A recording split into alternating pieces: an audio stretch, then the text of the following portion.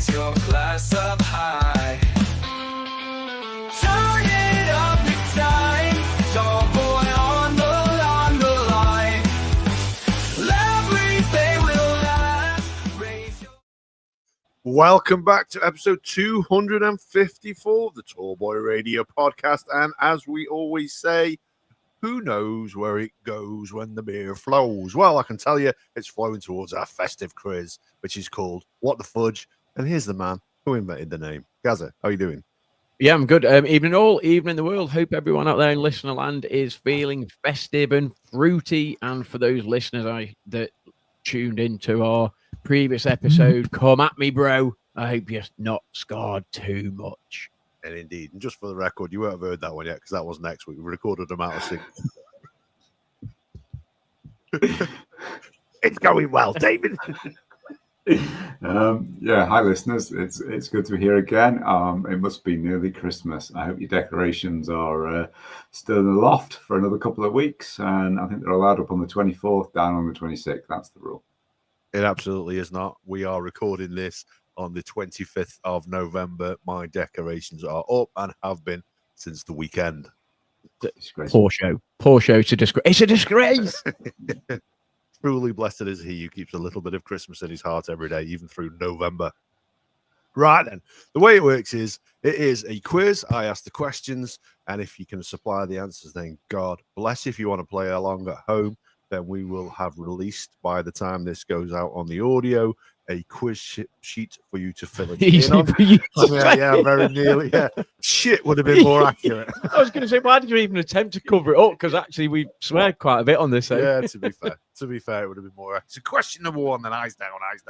So, the pair of you, okay? You own a Coke vending machine. Someone puts a Pepsi vending machine next to it. What happens to your sales?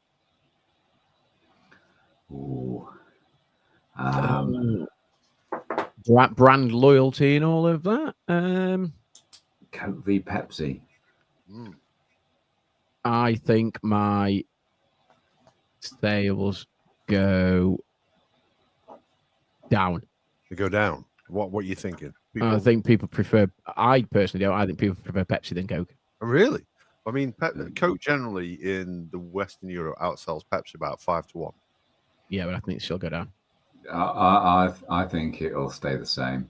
But I drink either. I don't drink either much. But I could, if someone says, "What do you want, Coke or Pepsi?" It'd be whatever. I don't mind. I like them both.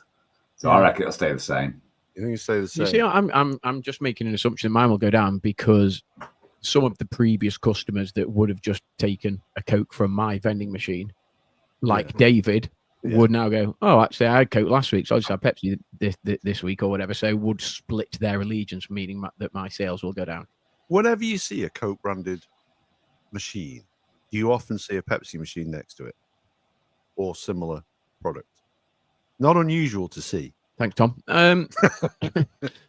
No, maybe not. And is that just product placement? Because then it gives the customer a choice, and without that choice, then one is obviously clearly going to supersede the other. But when the choice is there, which is why I said my sales might go down, because customers now have a choice, and therefore some would choose Pepsi. Indeed. But here's the interesting thing. They are often placed next to each other because Pepsi originally started placing them next to Coke. So thought, well, clearly they sell Coke here. Let's put Pepsi next to it. We'll make some money. Coke sales went up, and Pepsi sales did incredibly well when next to a Coke machine. Because the logic behind it is, and you're right with your marketing and the way that you do have a choice, when it's just a Coke machine there, people are thinking, am I thirsty or do I want a drink? When you see Coke or Pepsi, you're now thinking, which one do I want? Exactly. Yeah. So more people will end up actually buying it, which is utterly bizarre. And how easily are we swayed and influenced? It is, yeah. It is. And the other thing, just about how easily are we swayed when it comes to sort of shopping and stuff, it's like, oh, you got 20% off. Buy this for, I don't know, 100 quid, and you get 20% off. Oh, okay, I'll buy it. It's only cost me 80 quid. Yeah, but that's 80 quid that you actually wouldn't have spent in the first place. So rather than actually saving the 20% or whatever, you're actually costing yourself 80 quid, which is a bit weird. And I understand why companies do it, but I just find it incredible that people talk about, oh no, I bought this, but I got a good bargain because I got discount, or I got percentage off or whatever.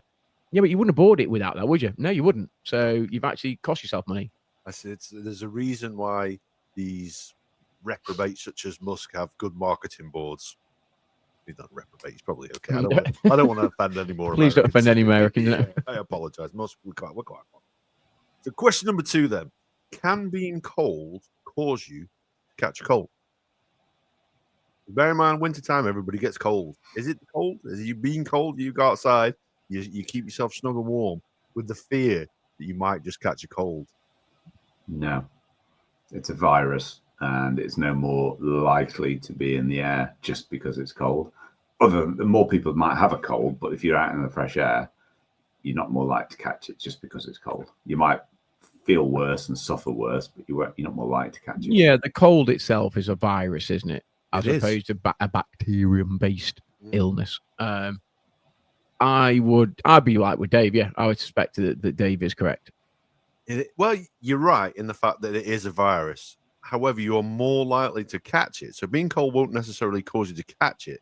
However, what it does, the things that defend against you having a cold require a warm and moist environment, somewhere like Jeanette Cranky's crotch. And they will. Oh dear, that's another horrible image. And in the cold weather, where it's cold and dry, the things that protect you from cold stop. They stop working and they die off, which actually causes you to catch a cold. That would make no sense to anybody. Listen next week if you want to know Moving on. So, if a deaf person, question number 3, if a deaf person were to sneeze, do they say achoo? Maybe in their own mind. It's a bit like that. It's a bit like. Do they say achoo? Well, not necessarily achoo, but when you sneeze, yeah. Oh, okay. Yeah. Yeah. No. Why not? It's learned behaviour saying achoo. Is it something that we do that we've picked up from people around us and our because we've heard everybody else saying? Because we heard everybody else say it. In other parts of the world where they don't say achoo, they'll make a different noise. So no, deaf people don't because they've never heard it. I must guess if you then go deaf, you potentially can. But people who are deaf from birth. Okay, so deaf from birth because it's learned behaviour. Yeah. Okay. Yeah, and now you've said that sort of makes sense. Bizarre. I was trying to think of. I know there's a deaf lad that plays at our golf club, and I'm trying to think whether he would, but I don't know whether he was deaf from birth. So, and he is able to sort of expect you to make noise, and he can obviously read and sign and all that, but and he can make some noise, but he can't obviously speak. So, I wonder whether or not he might not be able to say a tune. I don't know. I don't know. I can't speak for him, to be honest with you. But I'm just trying to, and I've never seen or heard him sneeze. So I wish I'd have known that. Something to keep an eye out for. Yeah, I'll ask him next time. Question number 4: which Disney princess has the highest kill count? Wow. Okay. Killed more than Voorhees. Okay. Let me think. No, he's definitely not a Disney princess. Yeah, they've not made a Disney film. About 5 years too late for that question for me and Gaz. Let me think. No, okay, Disney princess. I Snow White. No. Tiana. I don't know who that is. So that's obviously the wrong answer then. Mulan. Oh, okay. Mulan, yeah. Oh, okay. So yeah, in the film Mulan, she fires a cannon at the top of a mountain to cause an avalanche to kill the soldiers. And kill count 2,000, more than Jason Voorhees. Makes sense now. And actually, oh no, I was thinking of Pocahontas. Mulan, is that the Japanese one? One of them. It's Japanese, maybe. Yeah, I think. I was thinking of Pocahontas, which is the. We don't want to upset China, so let's not get that one. Yeah, let's not get that. No. Is it the John? What was the traveler's name? Not was it John West, not the salmon guy? Is it John West? What's his name? Oh, John Smith. John Smith. That's Smith, the guy. Yeah, the famous pioneer that went to the. There's a pleasant story actually. The truth behind it. Actually, when you look at the age of Pocahontas, then she was about 12. Oh, okay. Let's gloss over that story then. Yeah, we'll move on. It's not Disney have certainly gentrified that one, should we say? Question number 5: if you were a long-term entomologist, why might you not enjoy coffee? And an entomologist is someone who studies insects. Okay.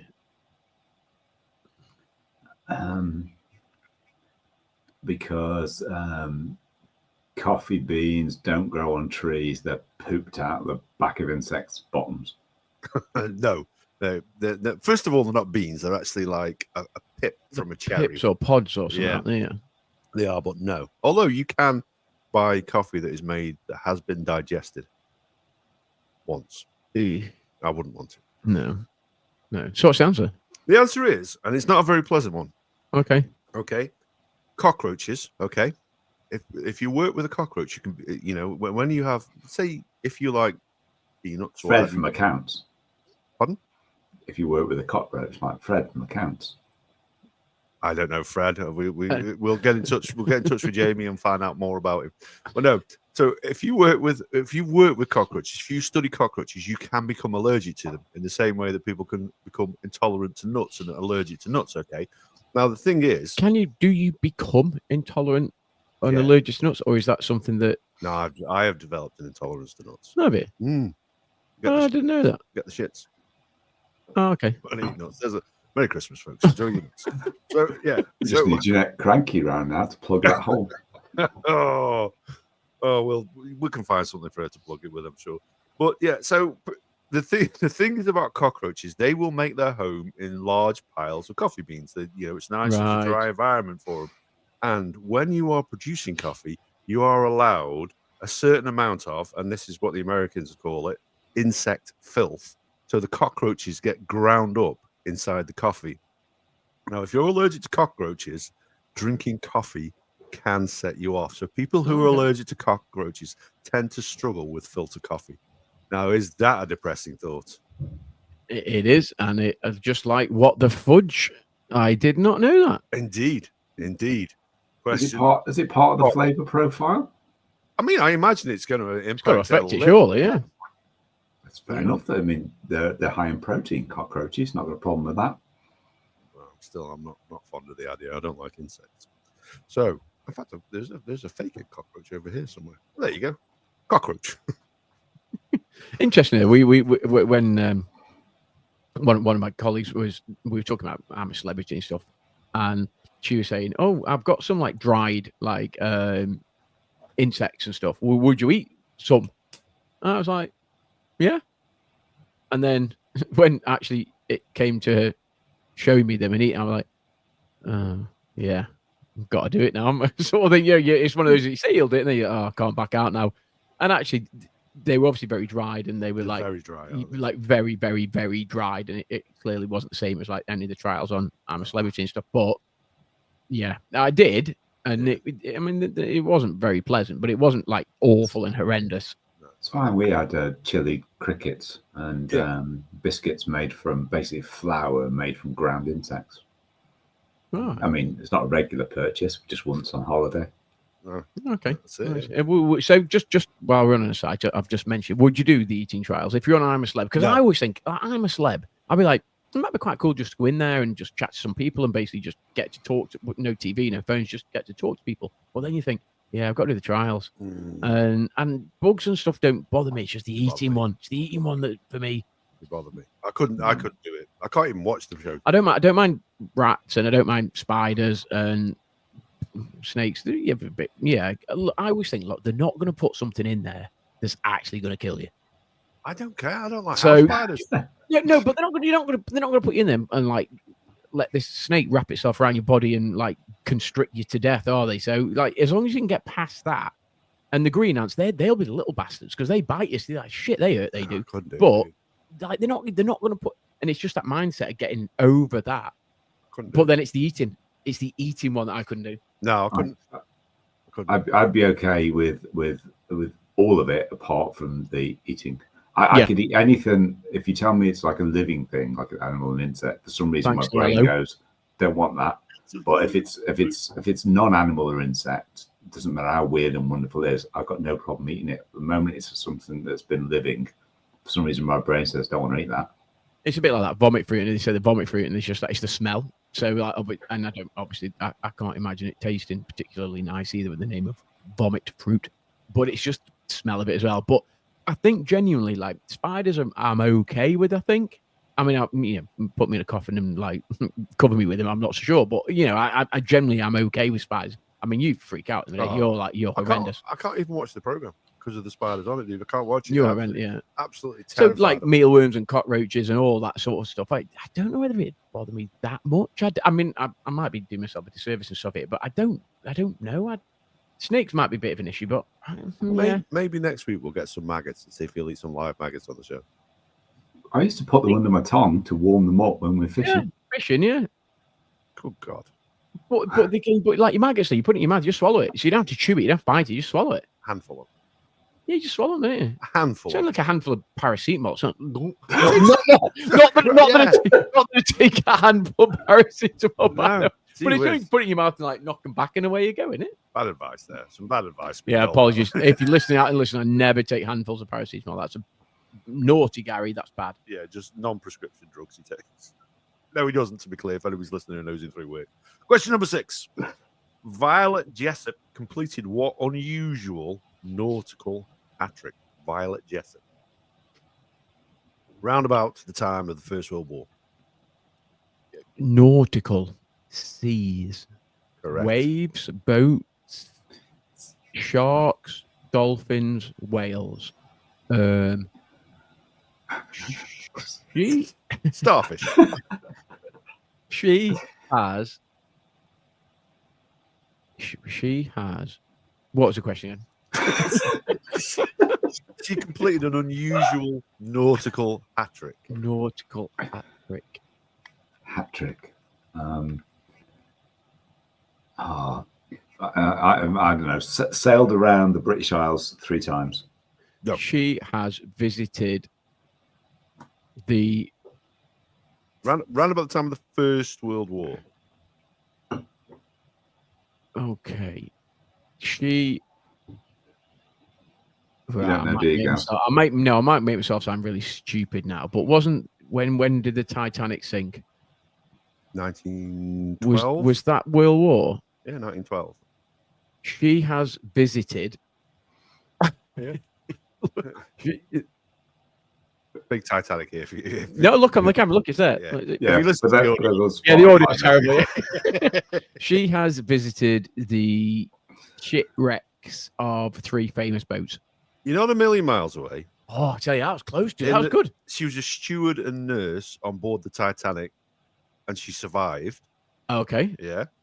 She was then on board the Britannic, which also no way hit a mine, I think. And then the Bismarck. No. But the Titanic and Britannic was sister ships. So in 1960, the Britannic sunk. She was on board that. Yeah. Yeah. And she also was on board the Olympic, which was also one of the White Star lines in 1911 when it hit a British warship, and she had to be evacuated from that. So she's done well, that girl. Well, I would be suspicious.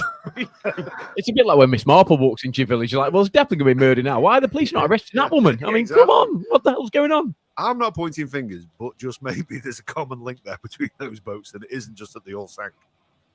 Yeah, that's it's impressive. It is impressive. Question number 7. My friend Mickey Mouse, okay. Were Mickey Mouse and Minnie Mouse legally married? Oh. No. I'm going to say yes, because so far out of 6 questions, neither of us got a single one right. Oh, come on, you got to give me that Titanic one. That's a half mark at least. We'll give you a half mark for that. And we'll give Dave full marks for that because they were legally married. Okay. So Wayne Allwine, who voiced Mickey Mouse, and Russie Taylor, who voiced Minnie Mouse, were legally married between 1986 and 2019.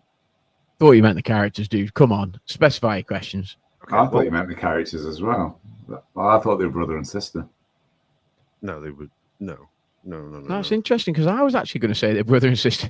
No. No. I don't believe so. Anyway, I never saw it getting jiggy, but How many stamps would you have to lick to consume the same amount of calories as a Big Mac? Jesus Christ. What the fudge are you on about? Okay. 3. 2,500.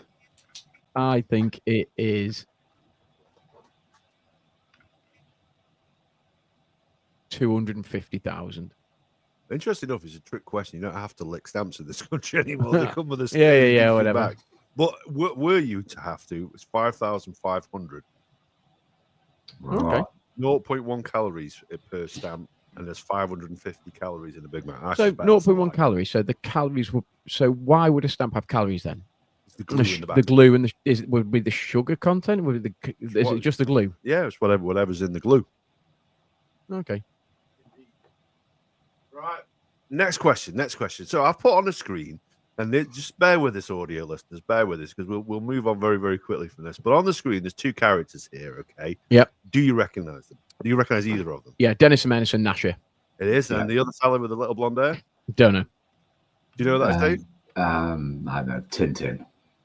No, that is the American version of Dennis the Menace. Okay. Oh my God! Looks nothing like. Looks more like Donald Trump. Well, That's a fair point. Who Dave has pointed out in the past can be a bit of a menace. Which one came first? Oh, it's got to be Dennis the Menace. Sure. Well, it has to be Dennis the Menace because they're both called Dennis the Menace. It's got to be a hey guy, dark hair, red and black jumper. I'll go for the American one.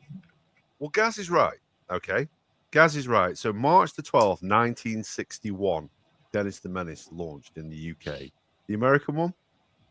1972. Dave? 68. No. The American one launched March the 12th, 1961, just later the same day. Oh, wow, really? But what's unusual about them? They're not nothing like each other. One of them doesn't have a dog. Well, no, that's not unusual. Dog ownership in itself is not unusual. They look nothing like each other. No, but what's interesting about the fact is that the 2 people who created them were not in contact. One is not based on the other. They are done entirely separately. With the same names? 2 people came up with the same character, No Dennis way. the Menace, independently and launched them on exactly the same day in exactly the same year. And you know that for a fact? Look, this is what when I specifically said don't Google this because there's one interesting fact about this which you're guaranteed to come across. Wow, what the fudge? That's why we call it what the fudge. Wow. I mean, that actually, of all of the things that you've said, that probably blows my mind the most. Actually, yeah, not ever. Yeah. To be fair, I can't argue with that. Why are total solar eclipses on the way out? Because well, there's probably 2 answers. One is something to do with the elliptical curve of the Earth, and the second is eventually the sun is going to explode or implode and disappear. Therefore, it can't exist anymore.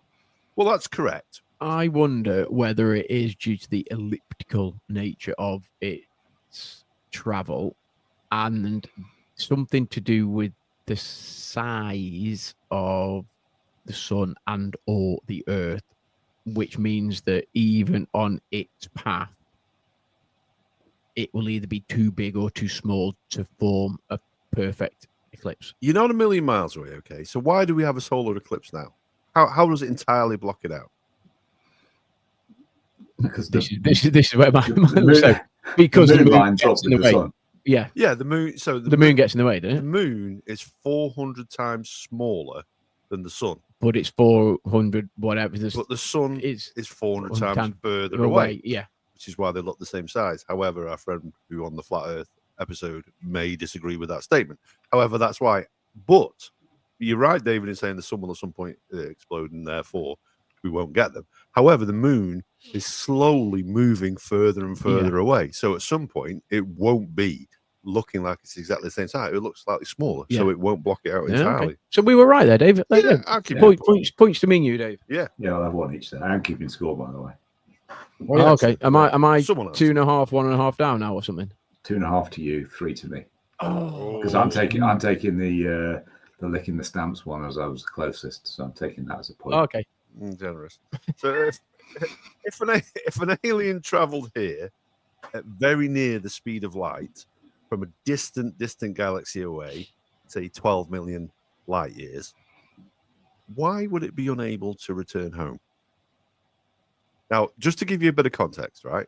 If you travel very, very, very, very, very near the speed of light, and this is from my friend Brian Cox, this is nothing to do with Google. Well, I did Google him first, to be fair, and he said it.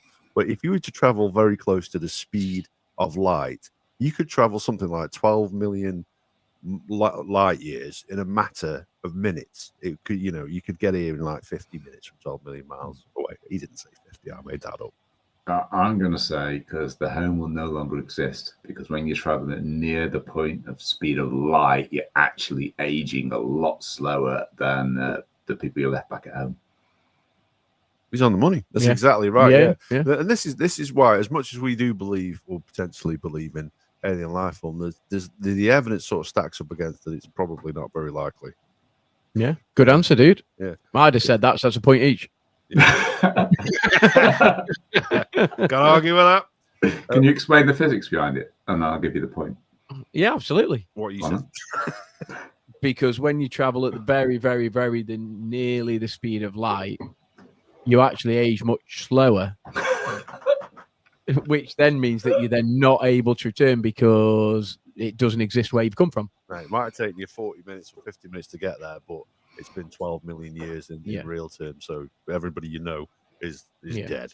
Point each. Indeed. Merry Christmas. So why do you salivate before you puke? Not you personally. Ooh, I think I know this, but I'll let you go first, Gaz. You salivate before you puke because you're reminiscing about that beautiful doner kebab that you've just had after the 12 pints that you drank before that. You salivate because it's got to be something to do with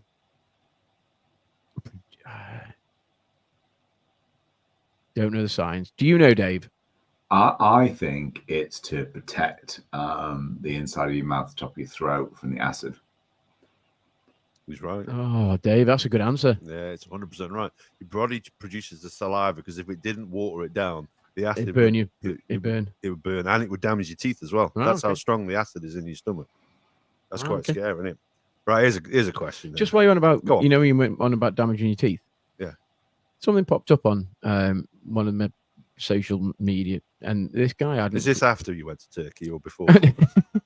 But no, it just popped up. And this guy was on about he hasn't brushed his teeth for 40 years or 50 years or something, and he had a full mouth of teeth and stuff. And he said, why would I? Why would I use that like toothpaste or whatever? He said, because you put that on a toothbrush and then you rub it against, like he called it a car fender or whatever, like a bumper. And then he said you rinse it off and it takes all the tarnish off. It basically cleans it all up. And he's like, and you're putting that in your mouth. He said it just strips the enamel from your teeth and fucking wrecks them. He said, that's not a quote for the place, by the way. But he said, why would I do that? It's interesting. Because he said, literally, you do that on a car and it just shines it all up and it gets the chrome all nice and clean. And he said, what it does is just strips the enamel from your teeth. And I was like, yeah, I can see it. But then there must be a reason why dentists tell you to brush your teeth. But he had a full mouth of teeth. I literally haven't brushed but here's the thing with dentists, though. If you weren't going back to them, they wouldn't have any money. Correct. So do they? So it's a big conspiracy. It is a big conspiracy. And basically, I'm not saying, he was effectively sort of saying that. He was like, why would I do that when I know that if I do this on a car and on enamel, it cleans it up and it literally sparkles up. He said it literally strips the enamel from your teeth. If you don't eat sugar, essentially, if you don't eat sugar and all that sort of stuff that rots your teeth, then you probably don't need to. Because let's face it, a few hundred years ago, when people didn't eat sugar before the Victorians, thought it was great. Yeah. You didn't have dentists, and your teeth didn't rot anywhere near as bad. Yeah, you're probably right. Yeah. So, now, whether or not he does eat this guy, whether he does have a full diet and eats whatever he wants, I don't know. But so when he was talking, I'm like, there's a logic behind it. Yeah, there is a logic. We've dished out some good medical advice here. Don't brush your teeth and take handfuls of aspirin. Yeah. Don't folks. Don't listen to us, for the love of God, because we ask questions like, Most people are right-handed. Okay, most people are right-handed in the world. Not me. Not you. No. What race of people are predominantly left-handed? And I use the word race very loosely. In a very similar way, we had a question on What the Fudge a few years back about the most prolific, well, the largest population of people on Earth, and the clue was that they were yellow, and it was Lego people. Oh, right. Okay. So it has left-handed. So it has to. Well, I could give you a sporting answer, but I don't think there's that many people in the world. So you can't actually play hockey left-handed because every hockey stick is a right-handed stick, and you're not allowed to use the back of the stick. So therefore, there's no left-handed hockey sticks. Interesting. You cannot play hockey left-handed. But I'm assuming that's not the answer. So I'm going to go for.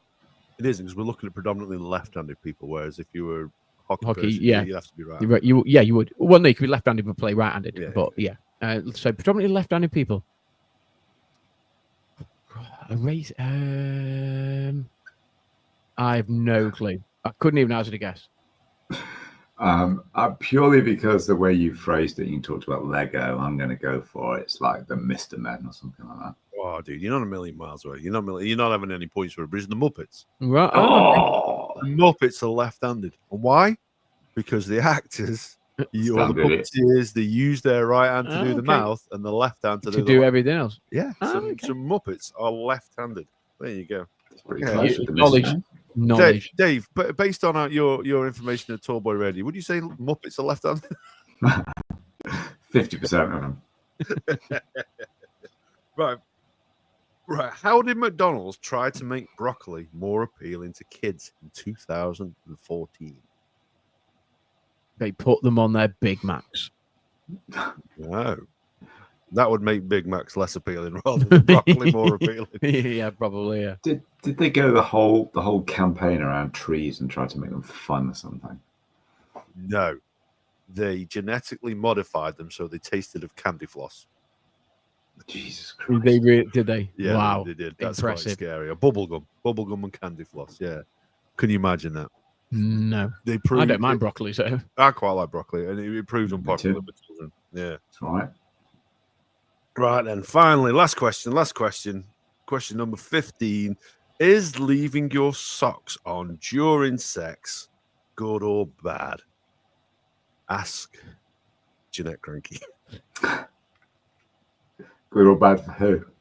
But Well, for anyone who's having sex with Jeanette Cranky, imagine. And we know, David, it's a lot of people. I'm absolutely. According to Wikipedia. Yeah. No Not idea. us. Don't sue us. Sorry, Jeanette. No idea. Do you want me to go first to give you a chance, guys? No, it's not good for you. I say it is good for you then. Yeah, well, funnily enough, if you Keeps the blood circulating. You're more likely to orgasm when you're relaxed, and warm feet lead to a relaxed atmosphere. So keep them Mr. Men socks on during your nuptials, and you will. Is that right? Okay. Well, you might not be a better lover, but you're going to come. Beautiful. There you go, folks. Merry Christmas. That's it. Yeah, question. That was 15 questions of fun, fitting nicely into 35 minutes with some lovely, lovely imagery and some good quality medical advice. What the fudge? What were the scores, Dave? What are the scores on the doors? Well, I need an adjudicator. Are you allowing Gaz to have a point for basically repeating my answer when he clearly has no knowledge whatsoever? You didn't give me a chance to answer. I didn't give him a chance to answer. I cannot dispute that the man who advises people to take handfuls of aspirin. It was paracetamol. Don't do that, folks. Okay, I'll give you that point for your astrophysics knowledge. Thank you. So you got 3.5, and I got 6. Oh no! 6 wow, is a very generous. it's score. a very generous score. How's it generous? It's correct, and you can listen back and you can see it. Score No, yourself. to be fair, there were a couple of answers there that he gave that I was like, you know what, your knowledge. To be fair, the saliva one was an impressive answer, so I'll give you that. Indeed, and he knows a thing too about keeping his socks on during sex as well. Well, yes. And No traveling comment. at light speed. Oh, okay. Oh no, I knew that. I knew that at light speed as well. I gave the same answer as you. Okay. He did. Copied it. Almost for word. word. yeah, he did. He did. So that wraps it up for this week. Next week, we're back with Come At Me Bro for listening onto the audio episode. If you're logging on to if you just watch this, you know full well the reason why there's some confusion and some talk of Jeanette Cranky, who has now officially become the mascot of my radio because of her escapades. David, sum it up for us. It's good fun. It's always great when you win the quiz. Especially because, as everybody knows, I'm absolutely completely useless when we go to the pub. So it's nice to win for once. So yeah, good fun. Well, you know why you won. It's just Gaz didn't have a chance to go to the bog and Google the answers like he does when we do a pub quiz. That's libelous, dude. That's libelous. Slander, actually. Get it right. That's another point to me. It's not the same thing. Libelous is written. Slander is spoken. It's not a point. It's a genuine statement. So libelous, slanderous, maybe factually accurate. Libelous, but factually accurate at the same time. I just didn't appreciate it. Absolutely. Yeah. Listen, everybody out there, it's been a bit of a hoot. I'd say love these sort of mini Christmas episodes. Keeps you going over the festive period, and look forward to whatever next week has in hold. Come at me, bro. Come up after that. Well, after that, we've got the Christmas episode, and I think it is a look at what we've got planned for 25. Nice. And a look back at what we did in 24. So you've got that to look forward to, folks. Sleep easy, and we'll see you again next time.